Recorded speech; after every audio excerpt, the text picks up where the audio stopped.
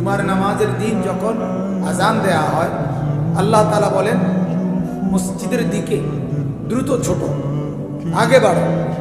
কে কতটা আগে যাবা, কে কতটা প্রথম কাতারে বসবা, তার জন্য প্রতিযোগিতা করে।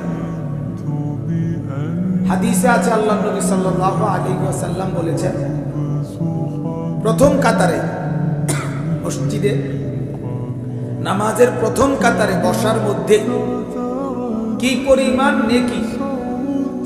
নবীজি বলেন, যদি তোমরা এটা বুঝতা তাহলে বাচ্চার মতো, বাচ্চা যেমন হাঁটা শুরু করার আগে কিছুদিন কনুই এবং হাঁটু দিয়া হামাগুড়ি দিয়ে দিয়ে যায় বাচ্চারা, আল্লাহ নবী সাল্লাল্লাহু আলাইহি ওয়াসাল্লাম বলেন, তোমরা এরকম মসজিদে প্রথম কাতারে ঢুকবার জন্য বাচ্চাদের মতো হাঁটু এবং কনুই ভর করে হলেও প্রথম কাতারে যাওয়ার চেষ্টা করতে।